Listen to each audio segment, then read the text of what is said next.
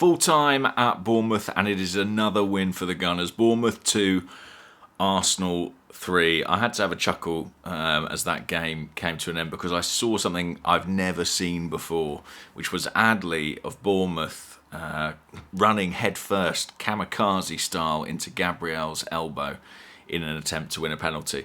I've seen people dive, I've seen people chip the ball against an opponent's hand, I've seen all kinds of gamesmanship. I've never seen a man attempt to sacrifice himself by charging headfirst onto someone's elbow. But I think, as amusing as it was, it gives you some indication of sort of the lengths to which Bournemouth were having to go to try and fashion a chance to score. And although this has been a 5-goal thriller that ends 3-2, and it sounds like quite a close run thing, Arsenal coming from behind as well, I'd ask you all to reflect on what were the goals Bournemouth scored. What were the goals Bournemouth scored? They scored one from an uncharacteristic major error from Gabriel, and one from a brilliant strike from 25, 30 yards. And beyond that, I don't think they created a great deal in the game. And I think Arsenal have shown in this game and in several others that they're learning from some of these fine margin wins. They're learning how to manage these slender leads. I think actually the experience, although it's been stressful, frustrating for us as fans to see us navigate these 1-goal margins, I think it's probably been really beneficial to the team because it means when they get into that situation, they've spoken about it, they've heard from their manager, they know what's required, they know what they need to do. And I think Arsenal managed this one superbly once it got back to 3-2 with 15 minutes to go. Bournemouth were unhappy that the referee blew up on 96.5 minutes, but frankly, they had 20 minutes after going 3-2 down, after getting back to 3-2, I should say rather, to sort it out, to get themselves a chance, to get themselves an equaliser, and they didn't get close to it. And I think that's testament to the way in which Arsenal managed the situation. Look, we made this harder for us than it needed to be by giving them the lead effectively. Gabriel, I think he's looking to sort of sweep the ball out to Jurrien Timber at right back, and instead of sort of clipping the ball with this, inside of his big toe, it sort of comes off his heel, goes straight to Evan Nielsen, and it's a tidy finish, and Bournemouth are in front.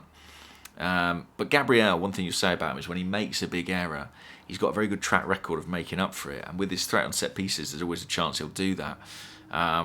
He got an equaliser within a few minutes. Credit to Noni Madueke, who I thought did really well on the right-hand side. Had a couple of good runs, but on this goal in particular, I thought did excellently. There's a bit of a scramble. Nketiah looked like he was taken out, to be honest. It might have been a penalty had it not been a goal. And then the ball comes to Gabriel. It's not an easy finish, really, but he makes it look easy. His 20th Premier League goal. Not this season, I know it feels like it, but since he joined the club.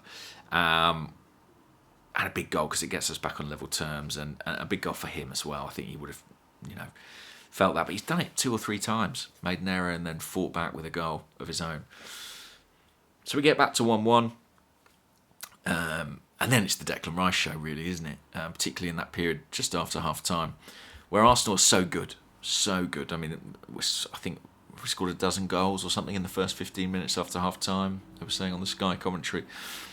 It does seem to be the case, that often we're sort of feeling our way through the first half, and then whatever it is, whether it's the team talk, some tactical tweaks, we tend to be better immediately after the break at the moment, and this was one such case.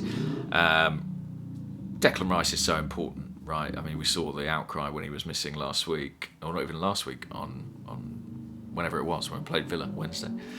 But he's back. He's back in a big way.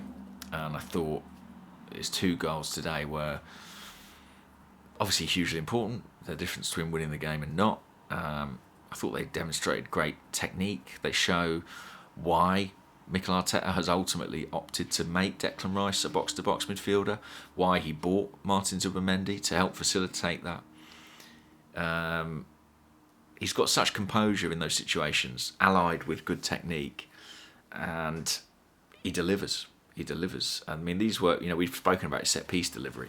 These almost were like set-pieces because the tee-ups were perfect. The first one from Martin Odegaard, and the second one from Bukayo Saka. Yeah, credit to Victor Gyökeres on the first one. He made a nuisance of himself. Sort of got the wrong side of the defender, made it difficult for Bournemouth. I actually thought Gyökeres had a better game today. Okay, he didn't score. But my issues, I mean, listen, I'd love him to be scoring, but my issues generally have been more around his general game, his hold-up play, his touch, the ability to keep it, to lay it off, to link with his teammates. And I thought in that respect he was better. I did think he was better. There were a couple of nice touches around the corner. I've not looked at the passing stats yet, but I think he'll have fared a fair bit better today than he has in previous games. So credit to him for that. Yeah, and then it's a beautiful little deft touch from Odegaard, who knows exactly where Rice is. I think he probably gets a shout and just lays it off for him, and it's swept home beautifully. Listen, that's as good a goal-scoring midfielder's goal as anything you'd expect from Steven Gerrard, Frank Lampard, Paul Scholes, all these greats of the English game who made their name sort of with late runs and finishes from that kind of range. I think Rice has got that capability. I'm not sure he's ever going to be quite as prolific as any of those players, but in moments he can absolutely do it. And it's something we saw Rodri add to his game, even though he's playing deep as a six, scored in the Champions League final no less. And I think Rice, if he wants to be regarded as the best, the very best in the world, I think he's the best in the league at this point in time. Not much doubt about that in my mind. But if he wants to go even bigger than that, and there is a World Cup coming this summer, these goals at important moments are going to be a massive part of what's required from him. I think Odegaard as well deserves a special mention. I mean, the touch for Rice for his first was brilliant. The pass for Saka on the second I thought was great. Arsenal's third, Rice's second. Just finds the angle that makes it so hard, sort of tempts the keeper out, but equally Saka is able to get there. Once he does, he's got the awareness to find Rice and sweeps it into the net again. That calmness, that composure, that keeping his head in those big, big moments. We've seen it before from him, and we probably will see it again between now and the end of the season. But I really do think he is putting together a very compelling case to be the Footballer of the Year. It's fantastic that we showed we could win without him against Villa and win in style, but you saw tonight what he does bring. Bournemouth get their goal back. I think you've got to give credit to Krupi. I think it's a really good strike. I really like Krupi. I think he's a really good finisher. Strikes the ball really, really well, really cleanly. This is no difference. It moves a little bit as well, which may have deceived David Raya. But you are thinking, well, now it's one goal, and it feels fated that Semenyo will have a part to play before he goes off to Manchester City. But Arsenal, as I say, controlled it very well. They made a triple sub in the second half. They brought on Trossard, Jesus and Saka, who aren't a bad trio of subs to bring on with half an hour to go. They brought on Marino for Odegaard as well to close that out. Probably, I think, with a view to the fact that we've got more games this month to come. I mean, so many games. We play Thursday against Liverpool, then we've got Portsmouth in the FA Cup on Sunday. We expect a lot of rotation for that one, but a little rest for Odegaard, that could be important ahead of the Liverpool game, because he's absolutely nailed on to start that one. Interestingly, I think I'm right in saying we didn't see Eber Eze once again. He is really having to earn those minutes at the moment, and clearly in the manager's eyes, he's not quite doing it.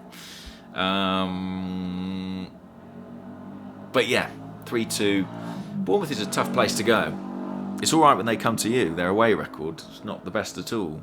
And I know this is a team who haven't won in, 10, 11 games, but they don't concede lots of goals at home. Arsenal have got 3. Declan Rice has got 2.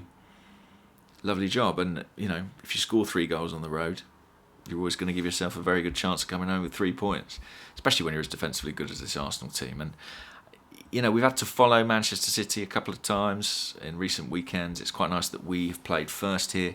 We go 6 clear of Aston Villa, 7 clear of City. City play Chelsea, managerless Chelsea, I think, still at the time of writing.